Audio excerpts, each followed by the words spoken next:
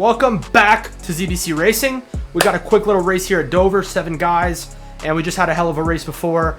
If you guys want to go and check the video that just came right before this chronologically, you will see that race at Michigan. It was quite a banger, and we ended up winning that race. If you haven't seen it, sorry for spoiling it, but it was a really good race. A lot of good education there. Really stuff you can use in real life. In video games, a lot of drafting strategy, really condensed into a small race. I thought it was awesome. But anyways, we're here at Dover, 12 lap affair. We got 7 guys, but these are really cool guys, and these are real racers, guys. These are real racers. These guys are, they know what they're doing, and these are guys that stay on this game. Probably some of the best guys in the world. But we got no setups on, so it's really the battle of who can do the best with the same. So just so you guys know, in this no setup game, there's no custom setups, but you can choose sliders. So everyone can choose between 9 different preset tight to loose setups. So I chose to go tight. I did take a little risk here, and let's see what we can do. It's going to be hard. I'm starting second to maybe find a little bit of a rhythm and see how hard we can push it in these corners. I'm hoping after these 12 laps I end up on top, but we'll see what happens here at Dover. All right, guys.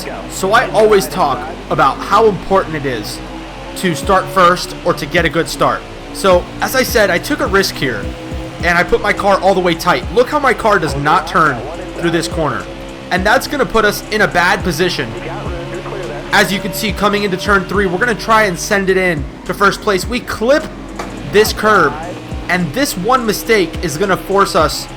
It's going to really hurt our chances to win here, guys. So now I still kind of have the inside line, and we're going to just try and send it into turns 1 and 2. So this was the risk I took. I went really tight because I know that towards the end of the race my car might handle well, but the problem with being so tight on this track is you have to like force your car to turn, and it actually ends up becoming a lot looser than you would think. So as you can see, I slip up here because my car is not coming in fast enough. I'm not getting these tires to warm up fast enough, and then I end up getting past. So now look at this. I'm sliding off the corner, but now look at the leader, right? So we're already a quarter of the way through the race, this little sprint race here at Dover Motor Speedway, and I'm still fighting to have this car come in.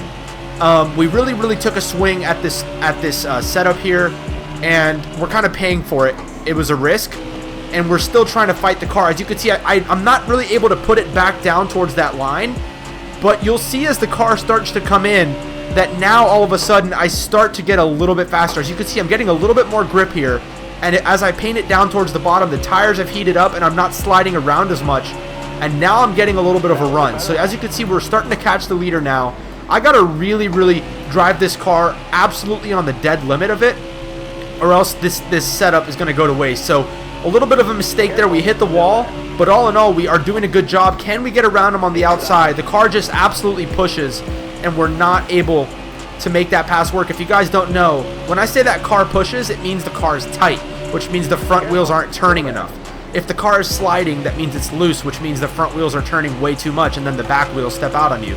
As you can see, I've got kind of like a loose tight syndrome. It is, because when you're so loose, now you're forced to like overturn the wheel, and then you kind of get oversteer based on you being so tight. So we're gonna really try and make this pass work, because we have to. Like, it doesn't really matter how we do it, we just have to make it work. So we send it into turn 1, and we're just going to try to block him a little bit, because I know that I'm faster than him, and so I got to make it work at this point. So 5.5 laps to go here. I'm just going to absolutely send it into turns 3 and 4 and try to just make something work. Make something work out of the car. Look, I'm fighting this thing coming out of the corner and just barely keeping it off the wall. So now I'm literally just listen to my engine as I'm sending it into these corners, guys. My line is good, but I'm really fighting this car, and the only way for me to go fast is to send it. Watch. I really am letting off late.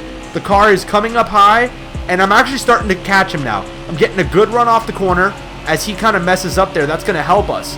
But can we keep our focus here coming into turns 1 and 2? The car's sliding a bit, and we're actually on the gas early, able to come off with a nice run. We are absolutely dancing on the edge of this car and really starting to push it. We're actually making hay here. I kind of clipped the wall a little bit, which really kind of ruined my entry into the corner, but I was able to salvage a good exit, and you can see, guys, we are actually catching him with 3 laps to go. We're going to just send it into turn 1. But this car is not happy, guys. You can see the car is just wiggling around. And I'm kind of putting like a square peg into a round hole with this car, because I swung at this setup and I'm like, yo, maybe we can make this tight work. But to be honest, this guy has a lot more freedom with how this car grips. He's not having to like force it into the corner. He can kind of like sail it in, and then the car is going to catch itself. So he ends up doing less work. So next time I go to Dover for a race like this, I'll probably do more of a loose setup. So we are absolutely just bricking it into the corner and trying whatever we can for that car not to spin out. Remember, we have no assists on, so that car can really just spin out at any time. So we got one more lap. We're going to try to really get on the gas as soon as possible. And now coming off of turn 2, we actually get a good run. I think if we might have had a couple more laps, we could have caught him. But I think we were the fastest in this race. And we just got to, loosen up the car a little bit.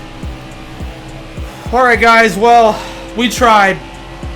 It was a valiant effort, to be honest. It was a valiant effort. I mean, we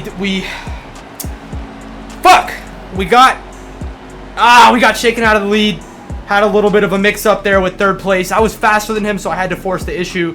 But ultimately, came up just short. I think if we had a couple more laps, I would have played my cards a little bit different. I was absolutely on the razor's edge, burning up my tires, trying to see what I could do, what I could find on the racetrack. But I thought it was a good thing. I thought we were the fastest, to be honest. I think if we would have kept the lead and didn't, mess up there, we would have potentially held the lead and ran away with it. But with all that being said, guys, I appreciate you guys for watching. I hope you learned something about pushing and about, making sure that you can try to be the fastest. And that's all you can do. I'll appreciate any of you guys that watched. And thank you so much. I appreciate all my viewers and all my subscribers. You guys are very important to me. And that's what really makes me keep going with this stuff. I appreciate you guys. And I will catch you on the next edition of ZBC Racing. And as usual, ciao for now.